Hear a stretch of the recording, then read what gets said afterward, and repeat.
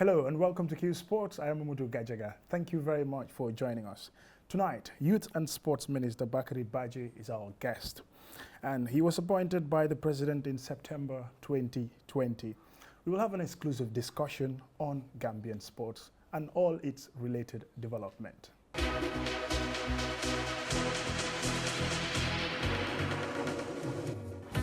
Welcome and thank you if you're just joining us. This is Qsports and I am Badjie.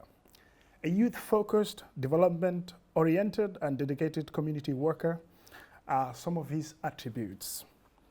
He has worked at the Child Protection Alliance for over a decade, and he is somebody who stands for the right of the children, and as well as a passionate sports personality. I'm not sure if he had played any of the sports, whether football or basketball, but that would come into the discussion and we will see how sporting he is. He is both Youth and Sports Minister, but our focus is going to be on sports. Bakary Badjie, Minister of Youth and Sports, welcome to Qsports. Thank you, Mr. Badjie, and good evening to all those watching TV at the moment. Great to be here. First, you're the Minister of Youth and Sports. Let me ask you about your sports background. Had you played football before, or have you played any sort of sports, volleyball, basketball, maybe athletics? Yes, I did. I played football and I played volleyball as well. But volleyball at junior school, Badjie, and football, I played school teams from primary school and then at Nusrat Axwell during my high school days. And just played the Nawetans, regular Nawetans in the neighborhood of Ibo Town in Joswang. So not really to a level of a professional or a divisional player, but amateur in school teams and Nawetans. That's what I have done, and that has been it. You were appointed minister in September last year. You were less than a year in office. Yeah. When you first came into office, what did you do to make sure you change the face of Gambian sports as it used to be? Well, it's we've done quite a number of things in the first months, and continue to do things now. Primarily, it's first thing is to read the policies, because for me, coming into the ministry, not a new ministry to me. I've never been a staff of the ministry, but I've been a part of the National Youth Council as a council member, not a staff. So I kind of get engaged in some of the things that were going on. And then the sports, of course, like I said, we've been around engaging in sports here and there. But when you come into an office, the first thing that anybody would do is to acquaint yourself with the realities of issues, understand the policies. While I was away, there were policies that were in place, maybe amendments to the laws. So I needed to read that. So I spent most of the time reading those documents and trying to understand. But also I've had a lot of meetings with people, stakeholders in the sport fraternity, those that are running associations, federations, and people that have been around doing sport, just to understand what their vision is, or how they will want to see the ministry operate under my leadership. And we were able to gather that information. Now, away from the internal issues is to try to engage the executive to find a way of getting some of the resources needed, because again, we're focusing on sports. Sport does not go without investment. And if you want to succeed, you have at least two things must be present, which is the infrastructure and the right resources to be able to succeed. So we tried to work that out. There were plans in place in terms of developing infrastructure that could not be executed or were in the process, but they were delayed. We had to go in and out to ensure that we start rolling those things out and try to get more resources as much as possible to support some of the federations, especially football, because at the time we were getting ready for the AFCON, or the Gambia was in the AFCON, and there was hope. So we needed to do that. So those are some of the things we have done. But at least also we've tried to bring the associations closer with government. We know in the past there has been some differences between the ministry and the federations or the associations. And for me, that is not the best way to work. Yes, we are all Gambians, we are all interested in the development of the sports. Differences are there, but we needed to see how best we can be able to close that gaps. And that has been my focus ever since. And at least it has yielded results in terms of our progress as a ministry and our partners in the other sectors. You are the Minister of Youth and Sports. combined together. One would say maybe in other countries you have a youth minister and then you have a sports minister. Having these two combined, what area are you mostly focused on? I know it is youth who still engage in sports, but how do you combine the two? Well, it's one ministry but two portfolios. So yeah, we try to create that balance between the youth sector and the ministry and the sports. And the staffs here also are the same, because we have a satellite institutions that are responsible for the different areas. So the Youth Council is purposely on youth issues, and the same thing with the National Youth Service Scheme and the President International Award, as well as NEDI. These are all mostly youth focused, entrepreneurship, young people with skills, and all advocacy. The National Sport Council takes care of the sport aspect.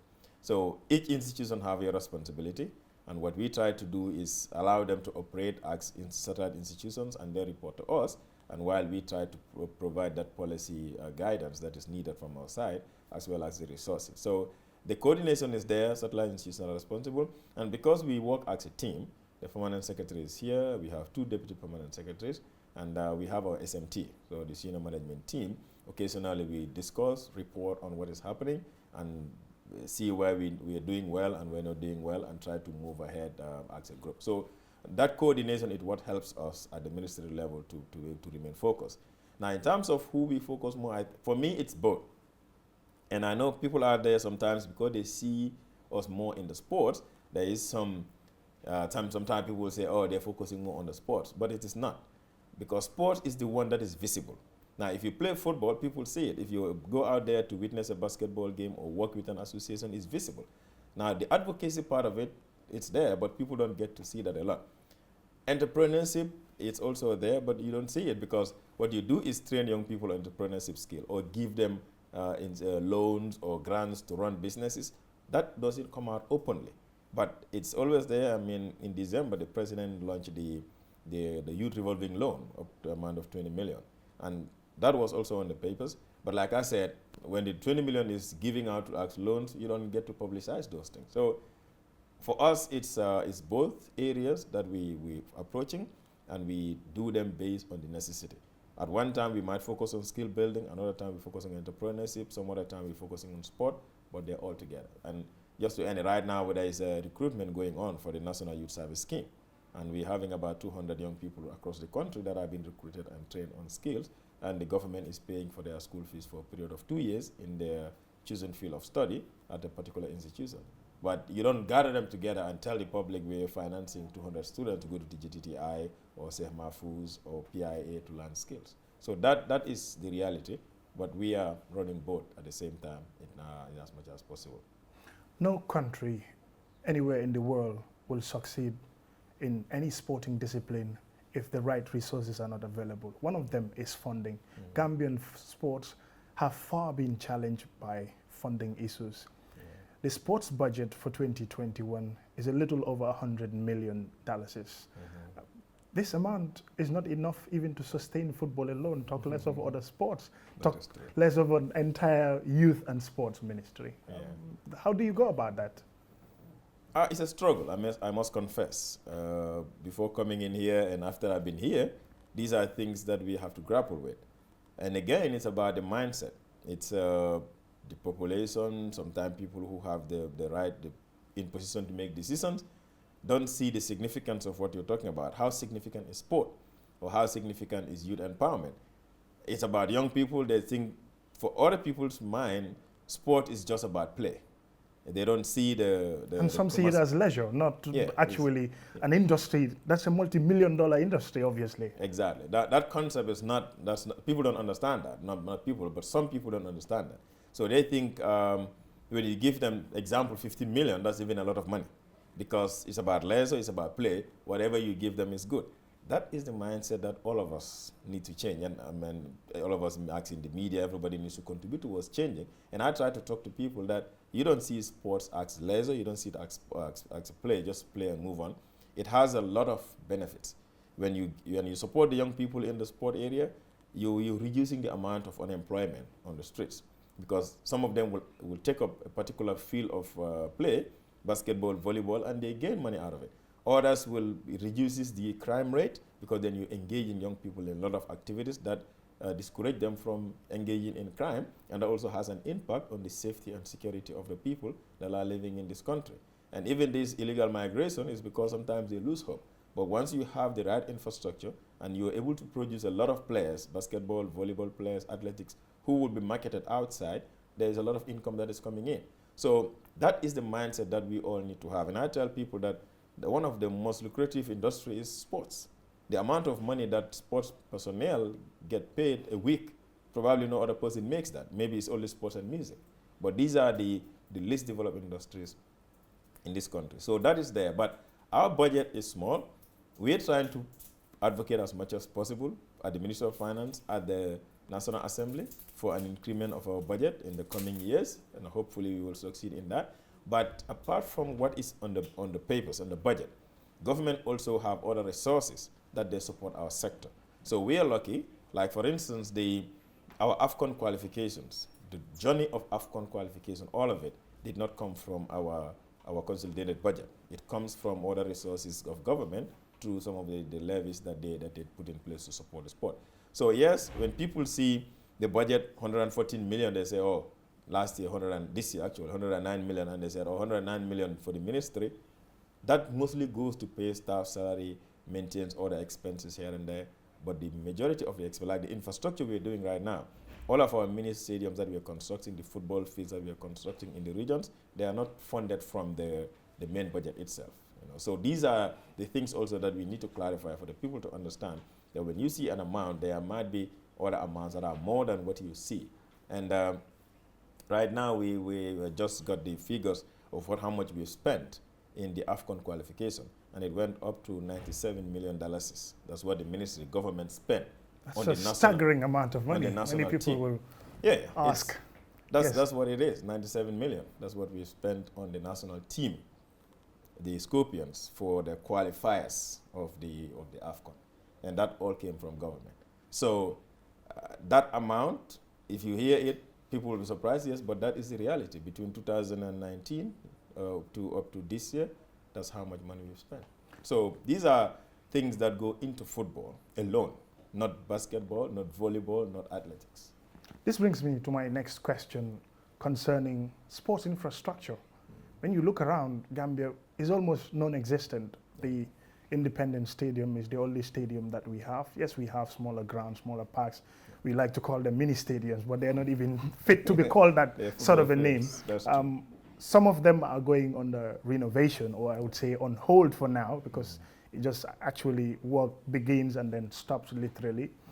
When you look at our sports infrastructure, it's not the least okay, and it really needs rehabilitation and all of those things. At the level of the ministry and government, what are you going to do to be able to change that situation, to make sure that the sports infrastructure is improved? Because that is the only time our athletes will be able to showcase their talents better, be it football, be it volleyball, be it athletics, and all of that.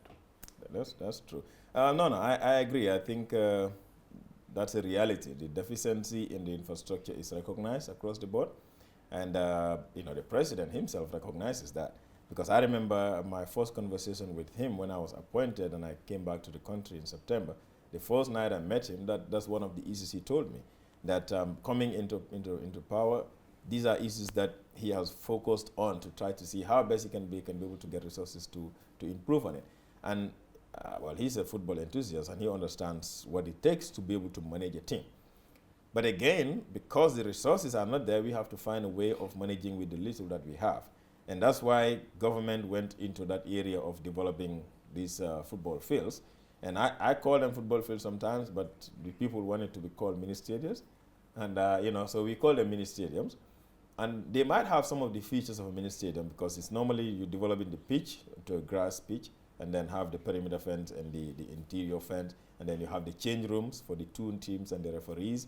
And areas where there is no water access, you put up a borehole because you need the water access. And mostly that's what we put up in those areas. Now there are some like a footer that have a seating capacity, not pavilions, but they have a seating capacity. And the ones that we're coming to do now, well, that is what we call force phase. So we're moving gradually into other areas to develop those fields for basketball, for football and basketball, and then volleyball, in the long run as well. But the independent stadium is just one of. Government have put about $11 million late last year to this year to improve the structure at the stadium. And until today, we have not even gotten half of what FIFA or CAF will require for hosting international games. So we're looking into the bigger picture of trying to find a way of building a new stadium. So we've been in consultation, myself and the other executive members, the Minister of Finance, the Minister of Works, and some of our bilateral partners to see whether we can be able to include as part of our 2022 projects the construction or the start of a construction of a new stadium. Already there have been sites that were identified in the West Coast region for that project, but the most important thing is the money. And building a modern, ultra-modern stadium will definitely require a lot of millions of dollars. And government don't have those resources at the moment, but the commitment is there. So hopefully we will definitely get it done by next year or so, whenever the resources are available. Still on the issue of funding, well, just some few years ago, there is talk about having a sports levy. That sports levy, it came into force, and we understand that now a portion of some certain services goes into that sports levy. Tell us a little about that sports levy. How is it going about? Is it going to fund both the youth and sports, or maybe is it separated, or it's only going to go into sports, because we've had information concerning that? No, it's both. It's both. It's a youth and sports levy. That's how they call it. Okay. So it's going to support both areas. So some of these, like the 20 million that we launched for the youth entrepreneurship, the youth revolving loan came from there.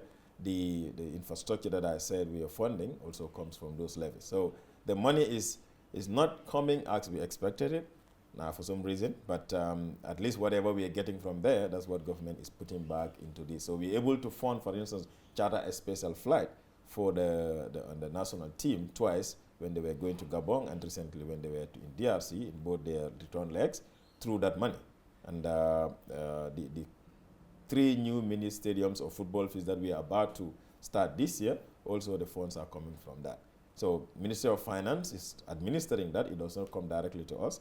The Ministry of Finance receives it, and they have it at their level, just like they have other levies or other income from government. And whenever we develop our quarterly budget, they're able to fund it from there. And that's why I said the 109 million that people see in the 2021 budget is purely for administrative, staff salary, and some of the expenses. But projects funding are coming from that level. But the youth, we've not really been doing much for that side, because most of that money goes into sport. And again, because sport is very, very expensive, it takes, I don't know what percentage, I don't want to give a number, but the greater percentage of it goes into the sport, specifically football. In terms of that infrastructure that we are talking about, you've started some projects. Kiang is one precise one. I've been to Kiang Manduar myself when that foundation stone was being laid. Yeah. Well, that was on the former minister. But when you came in, how far is that project going? And many think that some of the mini stadia that you're constructing, it should be up to standard, because that project initially, it's said that $7 million is for a mini stadium. And when I do my rough calculations, I'm not a good mathematics student, but I knew 7 million maybe would be able to bill you just to fence a particular place, and then you can call it a football field, but it won't be able to get you an artificial turf, like a grass pitch or something like that. How are you going about those projects? They are ongoing. The first one, there has been some delay in the work and the completion of it, but the good thing is it's almost done. I think the contractor is due to hand over the project this month, this June, so he's done with almost everything. But that was the first one, yes, and then we ended up we did the laying of the foundation for the others last November, which is the Kafuta, the Fulabantang, and then January we did the Buyam and Sandu and Janjambure. So the upcoming ones are SL in North Bank and Kaur in Tiara and Serekunda, the one they call Moyofield. Those are the ones that are coming up. So all of these are actually they don't have the artificial turf, but they have the grass pitch. So each one of them have grass pitch. That's why we needed access to water. And in some areas, there is no access to potable water from nowhere, so we had to put the borehole. And then the plan is we will have people, maybe a person or so, who will be responsible for the management of those grasses, because keeping up with the grasses is difficult. But as they In are... fact, I was going to come there because it's easier to maintain an artificial turf, especially for us Africa, Gambia in particular, because the grass is very expensive and taking good care of it costs a lot of money. It does. Didn't you factor that maybe when you were getting into the projects? No, we did. We received quotations for both. Now, to put up an artificial turf, both the turf itself and the one who is going to come and assemble the turf will cost you about 10 million for one. That's how expensive it is. And these are not, something that you can do. If you're doing like 8 football fields and you want to do 8 artificial turf, you're talking about $80 million for this period. So that's why when we looked at the cost related with the grass, we opted to do the grass as a start. And then, if you mention somebody like we do with the stadium and Serekunda West, Serekunda East, you can do that because these are all grasses. Bakary also is grass. You can manage it until that time when you're able to have enough resources, and then you'll be able to buy artificial turf. But artificial turf are extremely expensive to keep. They serve you longer periods, and you don't need a lot of maintenance to keep them up to standard. But the cost is a problem. So the Manduar one and all the other ones will have grasses. And because they are all protected with the fencing, both the exterior fencing, the perimeter fencing, and the internal fencing, and then you have a watchman or somebody to take care of it, we're hoping that the communities will manage it. But again, whenever we are doing launching of the foundation, we discuss with the communities. They organize it, they do everything. Before we handing over, we are going to have some kind of an arrangement, an agreement that we're going to sign for them to understand that the keeping of these facilities are their responsibilities. Our role is to put somebody there maybe for a year or two to help, but eventually they will have to take it over and manage it, and they have agreed. So you don't have to make it like a normal football field where every game can be played there, because those are identified areas where it's going to be for proper matches, Nawetan maybe, and then the divisional games if they have it, third division to second division if they want to use it to play, but not just regular, locally what we call warga, which is not going to be good. So the communities understand that, and we're hoping that we will keep a constant monitoring of the grass to ensure that it remains good for a while. You can never have enough of time to discuss everything that you want to talk about when it comes to sports, especially with the minister. But just on a final note, let's talk about the Gambia's qualification to the Africa Cup of Nations. How did you receive this? I know you were at the stadium to watch them play against Angola. As a ministry, this is historic. It is. Yes, it is. It is historic for us at the ministry, for GFF, as the managers of the teams, but also for the entire government and the people of the Gambia. This is something that the Gambians have been yearning for many decades, and we couldn't reach there, but we eventually did finally reach there. And we are happy, personally. It happened during our time, and and I tell people that it's a long chain of work. From the time of Biri to all of these people that have been focusing on these teams and doing their best, to the latest ones, the Jato Caesars and the Ibusilas, to the latest players, Kemo and others. It's a struggle, but eventually we did it. And it's a mixed feeling, because one, yes, you're on the leadership, you're on the side of government, but you know that people have sacrificed a lot to reach here, but they could not. So we appreciate the people that have laid the foundation for us to be able to do that. And I, give credit as well to all the other people, including the ministers that have been here before me, for all the good work that they have done in terms of working with the GFF to reach where we are. So the last thing is what was missing before. The funding part of it, good management on the side, and then good players. When you have a combination of these three, you're definitely going to make it. There is no country that cannot reach the AFCON. All what was lacking in the Gambia was we have very skillful players, the management has been good, but maybe the funding has been a problem. At least now we have seen government putting in quite an adequate resources to take care of the teams, and that is the good part of it. So our success came because a coach is good, the players are skillful, GFF is focused on developing the team, and then government puts in the money to reach where we are. And of course, Gambians supported tremendously throughout the journey, and that is the success that we have registered. And I would just want to tell people that qualification alone is not enough.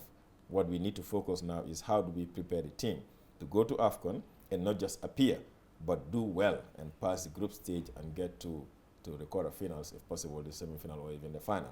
But all of that will require that collaboration that we had before to continue between us and the stakeholders and government and the people to continue to support. One major thing is about the fundraising. Government certainly cannot be able to do it by itself. So we are calling on the companies, the parastatals to come on board and support us so that we can be able to build up a team that is strong enough to be able to represent the Gambia and go and compete with the big nations, the footballing nations in the AFCON. Companies do, they do, some of them do, but if you compare what we do here with other countries, you will realize that it's very minimal.